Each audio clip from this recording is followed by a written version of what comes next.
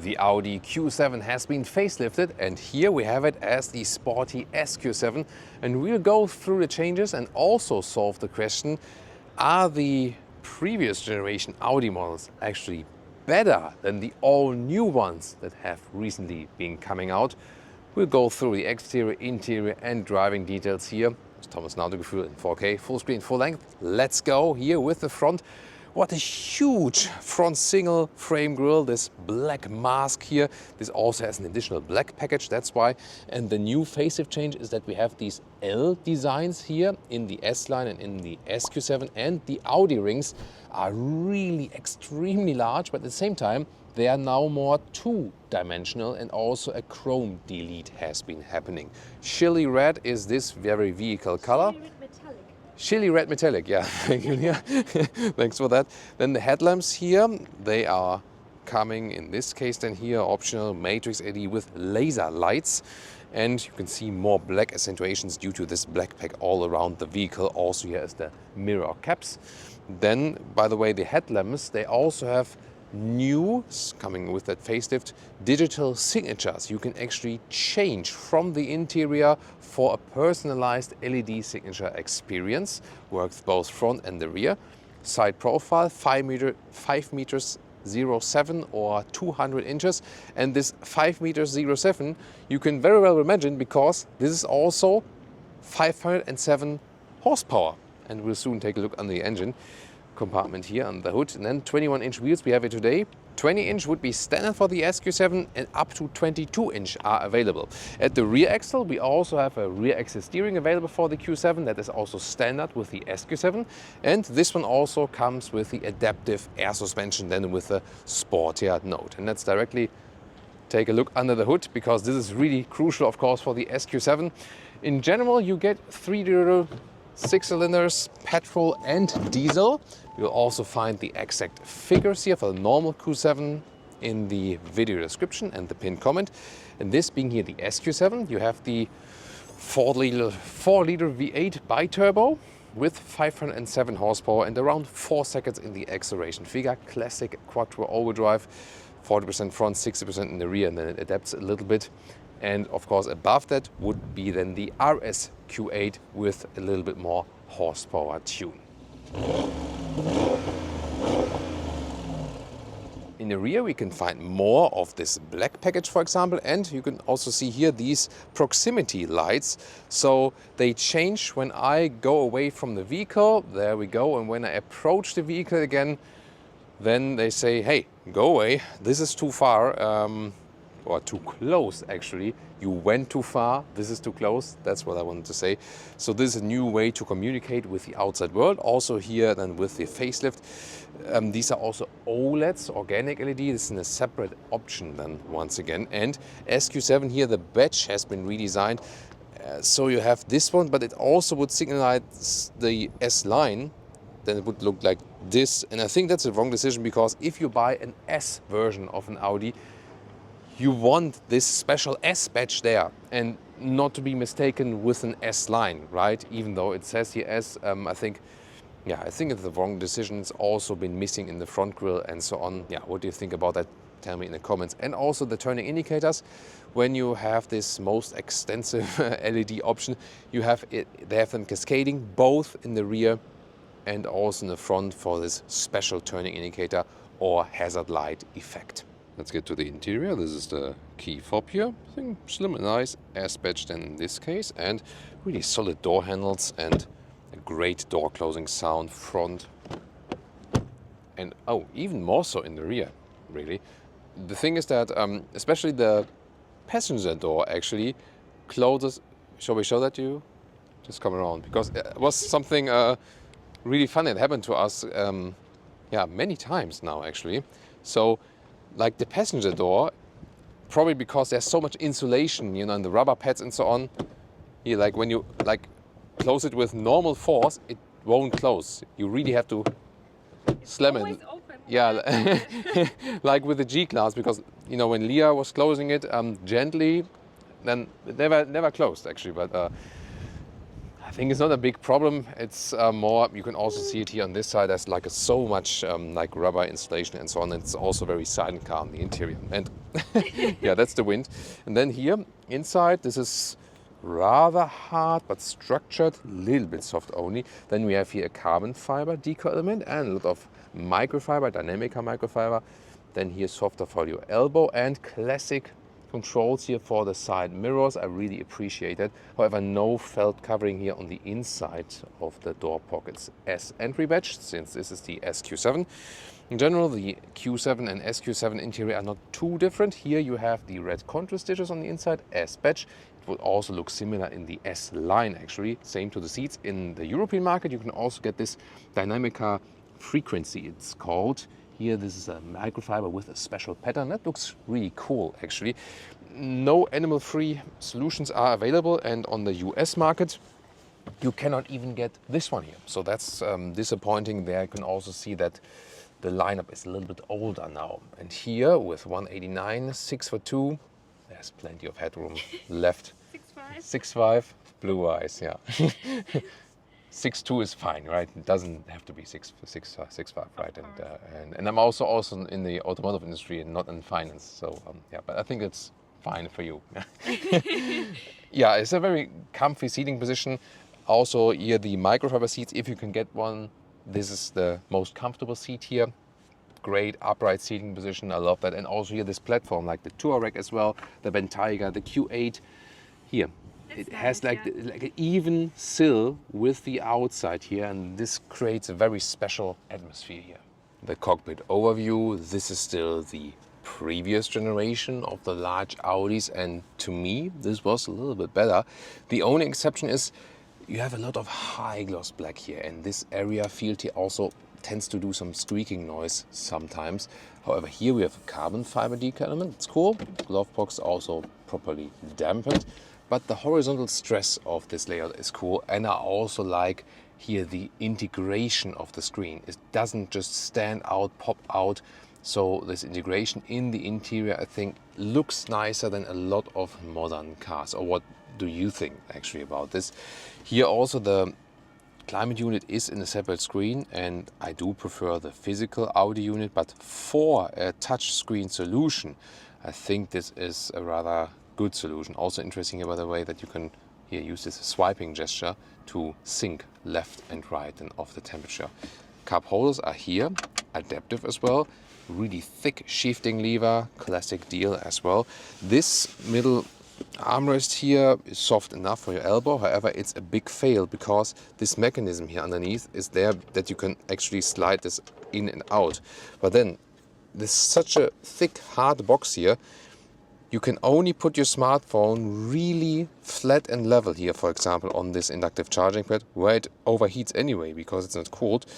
Or if you want to put in the cable, you really have to be gentle and everything has to be very flat in there. If something is sticking out just a little bit too high, you are crashing your smartphone and your cable with this thing. You know, you put it down and it's really like, I don't know, like a, yeah, well, like a, what I'm thinking of, maybe Star Wars, when they are in this squishing pit, you know, and they're trying to escape, yeah, something like that. Back to the vehicle, back to the future, and then here the steering wheel perforation at the side has a really good size and grip, and I really like we still have real buttons with clicking sounds on the steering wheel. Once again, when I think about some newer Audi models. It's like you cuddle with the steering wheel. Oh, I'm cuddling with the steering wheel, yeah. This one's still animal skin though, but real three-dimensional rings here on the Audi, here of the Audi on the steering wheel. So I also prefer this actually. That's pretty cool, right? And then we have the digital instruments. Very clean atmosphere. You can also change something of the views here, for example. I prefer this view, like this, you know, with the classic round gauges and so on. And we also have a head-up display. There we go. It's flickering at the moment. It does not flicker for your real eye. And then the infotainment system. There we go. Maybe Leah can close the door, yep, so we don't have reflections from the side. So here, no, it's not closed again. It's not probably closed. Now it's closed and the whole car has been shaken. Thank you. So here we go. Classic menu structure. I think this is a rather easy way. And just very important always to deactivate one of the most annoying feature Audi has ever invented, is like in display. And then here MMI, touchscreen feedback. So when you would activate this one here, then for everything you click here, like a normal click is not enough. You really have like bang, bang, you know, like it's so ridiculous. So I have no idea why someone would do that, because you're used from your smartphone that you just click something and that's it, you know. Apple CarPlay, Android Auto is always there, so most of the time you would use that. And here the drive select can also be pressed down below here, and then you can switch through the different driving modes. Rear seats, first of all the doors, also somewhat dampened here on the top part, the carbon fiber deco element, the microfiber, however no cover line at the inside of the doors. Optional Bang & Olufsen sound system. It's good, it's really good, enjoying it. There may be some more spectacular systems on the market, but definitely the best one for this vehicle here, and yeah, you will enjoy the music. And then here, you know that this one is available as a 5-seater or as a 7-seater with a third seating row. And of course both works, let's say. And here the legroom as I have in the normal version here. There we go, enough legroom left. And then headroom is also no problem. There are also versions with a panoramic roof available, but you will still, even as a tall adult, have enough headroom. So I'm 1.89 meters, 6'2", you remember that. Then here's actually quite nice that we have the microfiber cover also on the inside part here, and then I can fold this open with an interesting mechanism here. There we go. And then we have another cup holder here, which is for tiny, tiny, tiny bottles. It's very high. It's kind of high, yeah, but it's really for, let's say, children's bottles. You can maybe sit Yeah, yeah, the smallest children can sit underneath indeed. And what's also cool is there also the front seat? Let's see. No, not on the front seat, but here 1, 2, 3 Isofix. So that's good that they also thought about the Isofix here on the middle seat, because this vehicle is also frequently bought by families. And here you can also change the seat here forward and backward. So with every one singularly, there we go. That's a nice sound, right? When I'm not like lifting it completely up, but let it a little bit down this lever and then nice. It's like a roller coaster. Yeah, like a roller coaster indeed. And then I can also change the angle or the inclination of the seat right here, more sleeping position. And this is really flexible, you know, like the I can do it from here to here. That looks really funny on camera, doesn't it? So a lot of space here, the most versatile Audi actually, I have to say. And yeah, even show you some more features from the trunk. As I said, today the 5-seater version here. And here we also have a climate unit with clicking sounds. It is digital, but it also has these clicking sounds here. And I mean, USB, there we go. USB-C chargers here. This was updated now with the facelift. And then you might wonder, wait a minute. Everything I'm showing you today, yeah, it's very interesting, really nice. But what has really changed actually in the interior for the facelift? And wait for it. There we go. A new visualization in the digital instruments of the vehicle, better quality, and also, look at that. I'm using the turning indicator and it shows it in the screen. This is amazing. It's incredible. It's the most awesome feature I've ever seen in my life. Well, honestly, I think it's really quite cool. But yeah, I mean, when this is the most thing that has changed in the interior facelift, you know that they didn't spend too much money on that. Leah also wants to show you her reaction on this major interior facelift change. And not to forget, well, it's more an exterior feature. Oh, there's a cool mirroring of Leah there with her sunglasses. So here, there's more an exterior feature, but this also reflects on the interior here, that you can pick the individual light signatures on the exterior here from the infotainment. Got the trunk. Massive rear hatch. Look at that. Also this area, you know, where the lights are and so on. And here we go. Fits also in a vertical way. This top cover here automatically goes up and down. Cool feature. The overall length is 2 meters or 78 inches, and just like the normal length here of the trunk is like 1 meters and 10 or 44 inches, and the same also goes here for the width approximately. And here underneath you can remove this. Yeah, thank you. Here, some space underneath. A replacement tire would theoretically also fit. And the question is, of course, if you have the 5-seater or the 7-seater. In this case, as I've shown to you, this is the 5-seater. Here, folded the seats is like a single split, so you can individually fold them. When you have secured them down there, then you have to also pull the strap again, that you can actually put them up again. And what's also interesting here on this side, on both outside sides, I can pull this one here to fold it up and then have like space here. But the reason for that is rather the entry to the 3rd seating row if you have a 7-seater. Dynamic mode.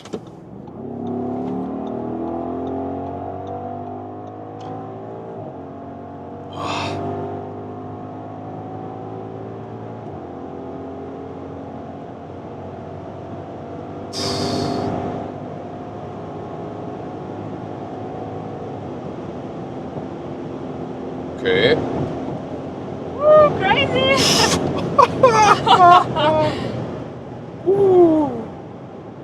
Yeah, that was 250 kilometers an hour.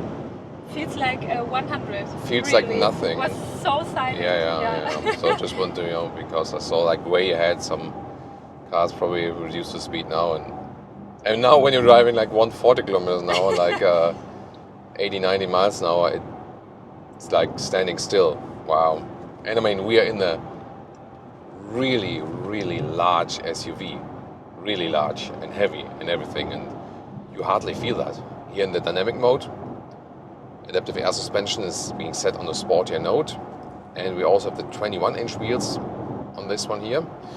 And yeah, they are notably stiff. So if you want more comfort, you would stick with the 20-inch wheels, with the standard wheel size for this, at least in Europe. Not sure if, I've got to check the US build configurator, if they already start with larger wheels. That's sometimes the case. Yeah, but I mean, when you go for the SQ7, you also want some sportiness. However, for the best comfort, really, you would put the air suspension in the comfort mode and then go a wheel size lower than that. When the road is all even, it's all the way fine, but some potholes and so on, you do feel then. Well, but then the good thing is, it doesn't lean at all, so when you're going right and left and so on, you cannot shake up this vehicle, although it has this this high weight. And the steering feeling is really perfect. It's a great size. Here, very fine, small commands are directly transported onto the road.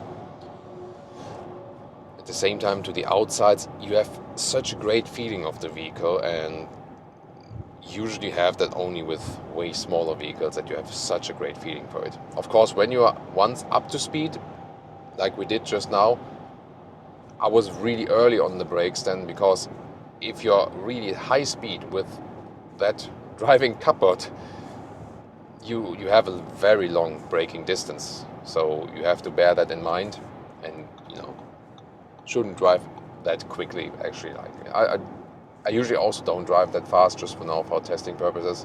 I drive fast, yes, but usually not that fast. That's the thing, right, Leah? Thank you for nodding in an acknowledging way. Sometimes.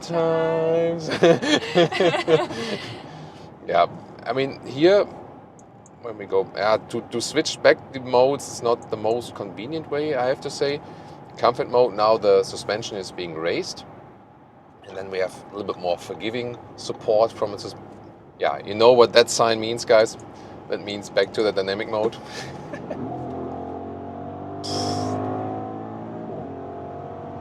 How it hammers in.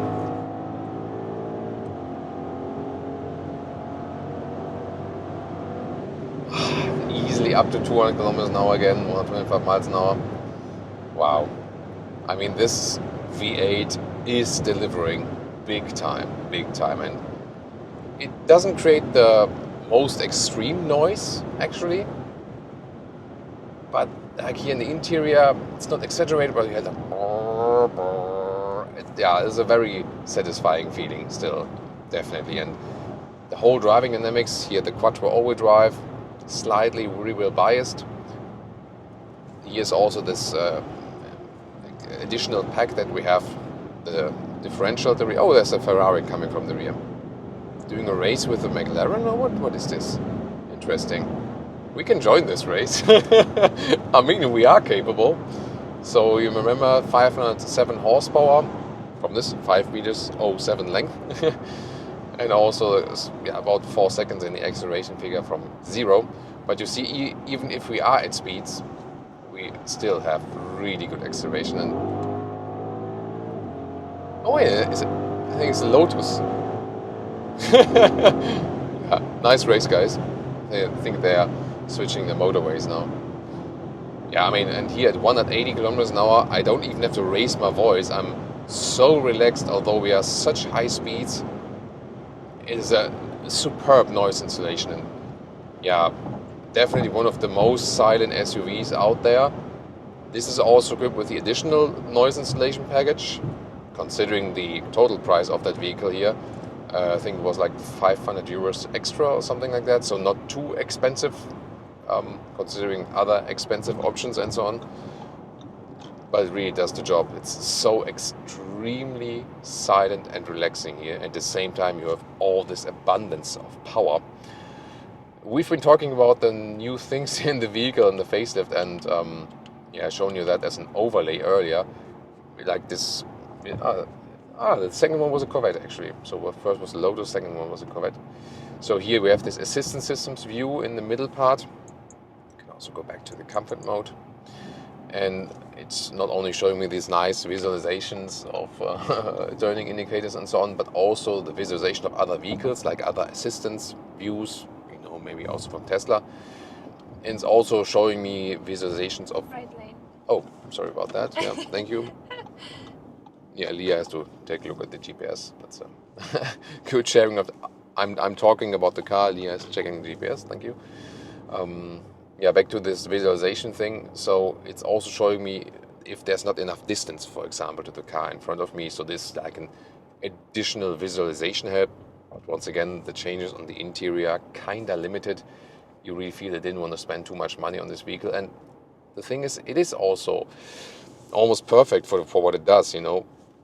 Yeah, the V8, of course, consumes a lot of fuel.